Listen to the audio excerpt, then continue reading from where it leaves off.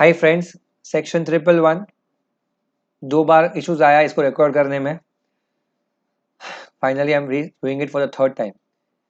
A company shall be bound to act on the request of such number of members as are eligible to call EGM under section 100 are given as under. Now what I'm telling you, please focus very well. If I tell you you are a member and there's a group of members who are holding 10% stake or 10% voting power, and if you want to call the meeting, you have to use section 100 power to call EGM by requisitionist. I hope that it's clear to you. But if you are understanding it, there is a meeting already been called for, or you know there's going to be a meeting, that is AGM, and you want, okay, in that AGM you just have to add your agenda which you want to add to that meeting. It means that you don't want to call an AGM, you don't want to call EGM. What you have to do is you just want to add your agenda to the forthcoming AGM. It means that if you just want to add agenda to the forthcoming AGM and not call the meeting as such, then you don't have to use section 100. You're coming to section 111. Here, the people who are eligible to do that is again the same as 100, 10% of paid up and 10% of equity. But the objective is different.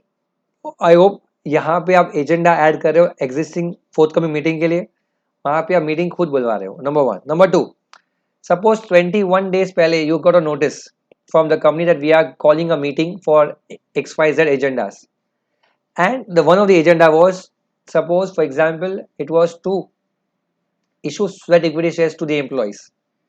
Now you had a clarity of thoughts to that. You wanted to keep one point in front of everyone, every members of the entire company, that giving these shares to employees will have impact of XYZ kind, which company is not focusing on and has not clarified in this statement.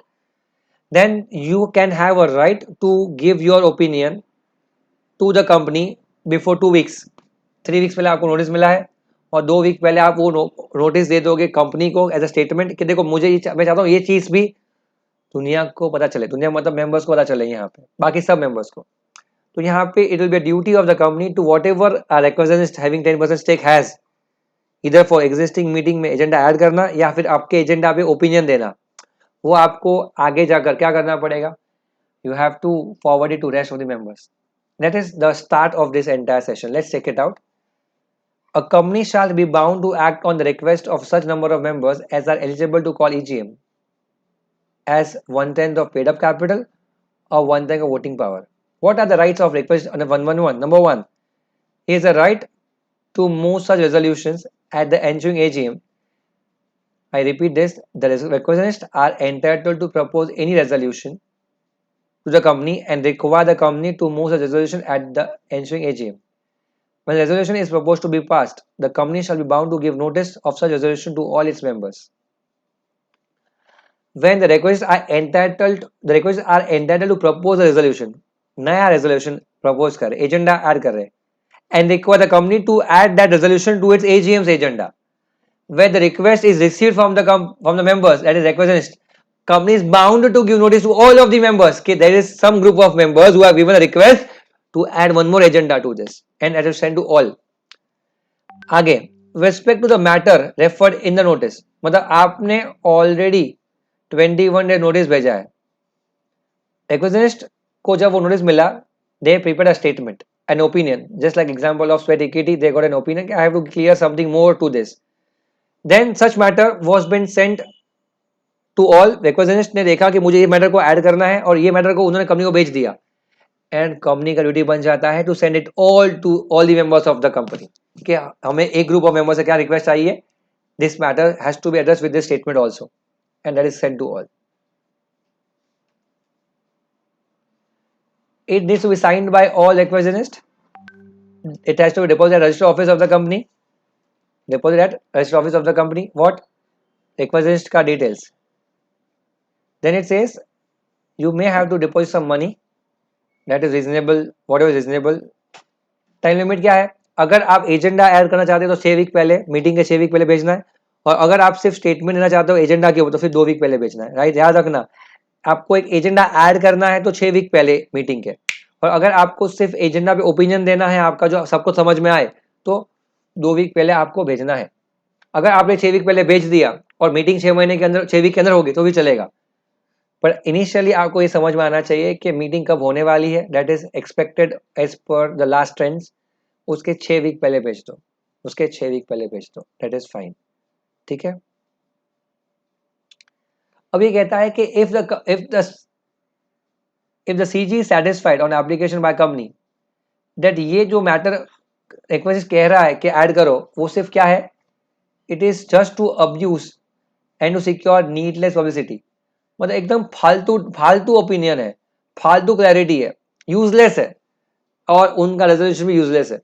अगर उन्हें लगता है किसको, CG को, तो फिर वो request के कहने पे बाकी मेंबर्स को नहीं भेजेगी।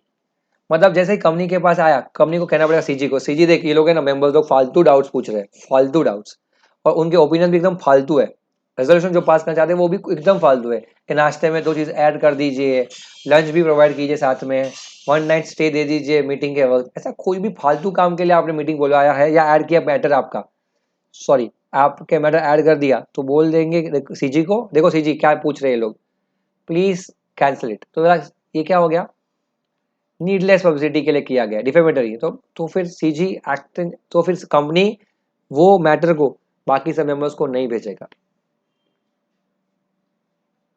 डिफॉल्ट होगा तो क्या होगा, फाइन कितना, 25,000 मैक्सिमम। गाइस मैं एक बार और रिपीट करता हूँ इसके कॉन्सेप्ट को। ये कहता है अगर आपको मीटिंग बुलवानी है, किसे मेंबर्स को मीटिंग बुलवानी है, तो सेक्शन 100 काम में आएगा, ईजीएम। अगर आपको मीटिंग नहीं बुलवानी है, मीटिंग जो होने वाली है उसके अंदर सिर्फ आपका एजेंडा ऐड करना है, 111। अगर आपको जो नोटिस आई है उसके अंदर आपको सिर्फ आपको ओपिनियन देना है, अगेन 111। ओपिनियन देने के लिए 2 वीक पहले देना है, और एजेंडा ऐड करना है तो 6 वीक पहले करना है। अगर आपने कुछ नीडलेस पब्लिसिटी किया है, सीजी मना कर देगा कि भाई तेरा तेरा ओपिनियन बकवास है, हम उसको ऐड नहीं करेंगे। This is for you section 111। एक और सेक्शन हम यहाँ पे ऐड करते हैं 115, इट्स अ बिग सेक्शन, इसको भी ऐड कर देते हैं। तो 111 and 115 will be your today's last part regarding companies act. ठीक है, हमने बहुत कंपनीज एक्ट पढ़ा आज, हम आगे जाएंगे कोई और टॉपिक पे for the day, but not this. Section 115 special notice. अब पहले जानते हैं कि स्पेशल नोटिस कौन सी रीजंस के लिए दी जाती है। देखो, appointing a person other than retiring auditor. अरे ऑडिटर चुना जा रहा है, why is all auditor removed? A very big question. Number 2, providing a resolution that retiring auditor should not be reappointed. क्यों आप उसको रीअपॉइंट क्यों नहीं करना चाहते? Removing director before term is office, ऐसा क्या हो गया कि डायरेक्टर को आप उसके टर्म के लिए हटा रहे हो? Appointing a new auditor instead of the old one. अब आपने अगर ध्यान से देखा होगा तो 4 मैटर्स है, एक ऑडिटर को और एक डायरेक्टर को अपॉइंट करना, जो पुराना था उसको निकाल के, या पुराने वाले को अपॉइंट नहीं करना। ऐसे मैटर्स बहुत पेचीदा होते हैं, जैसे might they are bit dicier in nature. You know why? Because auditor was there for independency, he had the power to see what is happening in the company, directors are managing the company. So if you are removing a director who is managing the company, or you're removing an auditor who was controlling and inspecting the affairs of the company, there might be something fishy. You know why? Because it might be a case that the auditor has questioned some very good points to the board, and boards are like, अरे ये ज़्यादा answer question कर रहा है, ये बहुत risky है, उसको हटा देते हैं। It might be risky. Number 2, it might be risky just because of one more reason, that एक डायरेक्टर अच्छा है, बाकी सब बुरे डायरेक्टर्स है, तो अच्छे को निकाल दिया लोग ने बाकी डायरेक्टर से मिलके मेजोरिटी से, तो बहुत रिस्की हो जाता है ये पॉइंट्स। इसीलिए ये 4 सेक्शंस जो है, 4 आइटम्स जो है, उसको हटाने के लिए you need what, special notice. Will come to that also, what is special notice, पर आपने ऑडिट में भी पढ़ा होगा। याद रखो, ऑडिटर को रिमूव करना, उसके बदले किसी और को अपॉइंट करना, डायरेक्टर को रिमूव करना, उसके बदले किसी और को अपॉइंट करना, ये 4 मैटर्स हो गए जिसके लिए you require special notice. Number 2, ये तो था एज पर लॉ, एक्ट कहता है आपको करना पड़ेगा, इन द एक्ट। फिर आता है इन द आर्टिकल्स, आपके एओए के अंदर भी लिखा हो सकता है कि आपको इनको हटाना पड़ेगा। वो कौन है?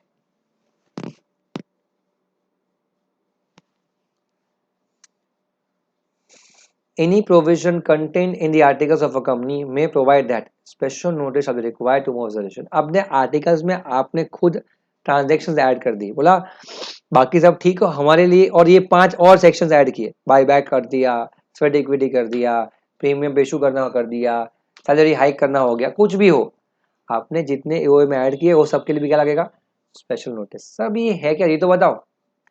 इस सेक्शन में आपको ये नहीं मिलेगा ये क्या है। I tell you what special notice का मतलब होता है, जहां पे you require notice from members to the company to remove to take this actions. मतलब बोर्ड एक्शन नहीं ले सकता, मेंबर्स के रिक्वेस्ट पे एक्शन होगी। इट मीन्स दैट जब तक मेंबर्स से रिक्वेस्ट नहीं आती है आप क्या नहीं कर सकते, जब तक मेंबर्स से रिक्वेस्ट नहीं आती है आप क्या नहीं कर सकते, आप इन ट्रांजेक्शन्स को पास नहीं कर सकते। कौन से वाले, ऑडिटर्स को हटाना, डायरेक्टर्स को हटाना, नहीं कोई अपॉइंट करना, या फिर जो भी एओए में ट्रांजेक्शन लिखे है उसको आप पास नहीं कर सकते। नंबर 2, अब वो नोटिस किससे आएगी, देखो ध्यान से। The notice has to be given to the company by home, by members, by members से आएगी, बोर्ड से नहीं, मेंबर्स से, जिनके पास क्या है 1% ऑफ वोटिंग पावर है, या फिर जिनके पास शेयर्स है कितने के, नॉट लेस देन 5 लाख रुपए। जिनके पास 5 लाख रुपए के शेयर्स है या जिनके पास 1% वोटिंग पावर है, वो लोग क्या कर सकते हैं, वो लोग स्पेशल नोटिस दे सकते हैं। ये है eligibility to give special notice members के पास।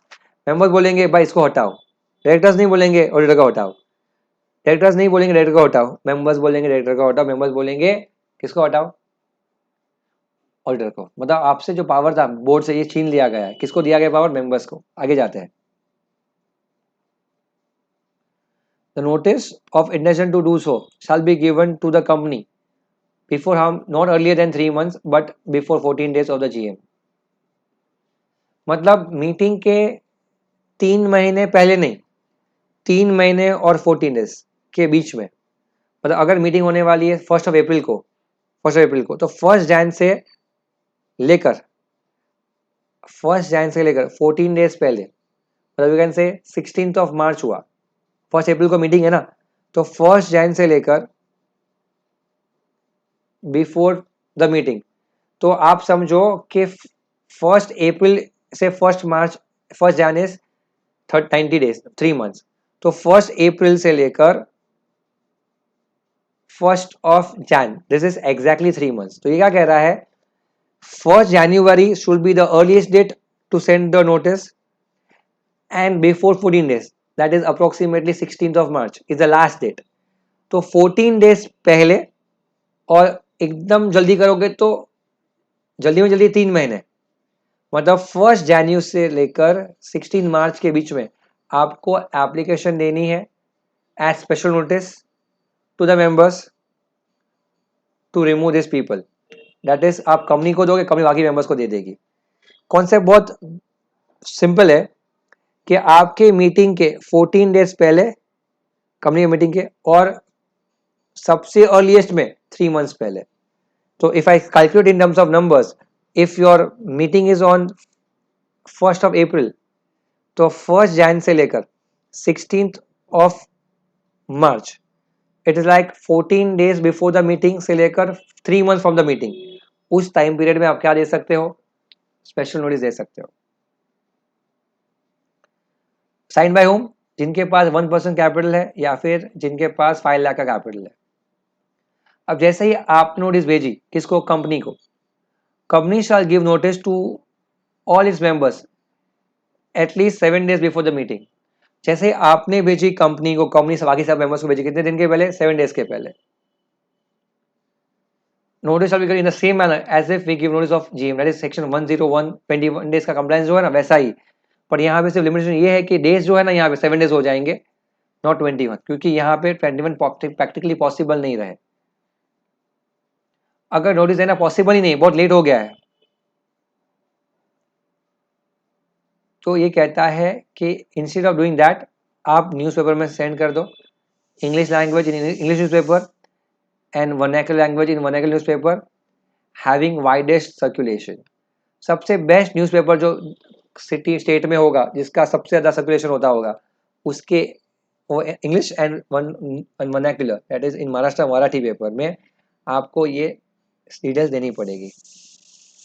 And if you have a website, तो आपके वेबसाइट पे भी ये अपलोड हो जाना चाहिए। क्या कि भाई कुछ मेंबर्स ने स्पेशल नोटिस दी है regarding the agendas special in the articles for special notice, या फिर appointment and removal of auditors and directors के लिए एक नोटिस दी है।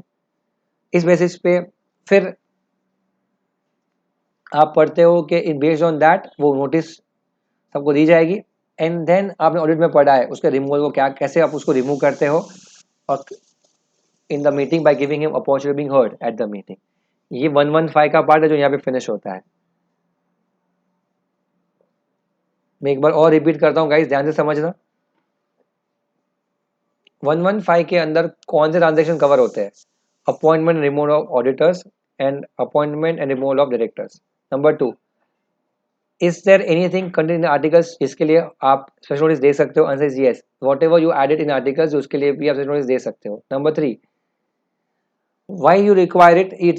The intention is that some resolutions should not be in the power of directors, should be in the powers of members. So here the intention to move the resolution to remove someone should not be coming from directors but should be coming from members. Which members? Who are holding 1% of paid up or 5 lakh ka paid up capital. What they have to do, they have to just send a notice to the company that we are intending to remove this guy or an auditor from the company, and we are having the required number of stake, that is 5 lakh or 1% of voting power. So we are sending it exactly within 3 months period from the date of notice, and at least before 14 days of the meeting to the company. The company has to send the same within at least before 7 days to rest of the members. But if company fails to do so, company may give it by way of newspapers, vernacular in English, having higher circulation at least before 7 days.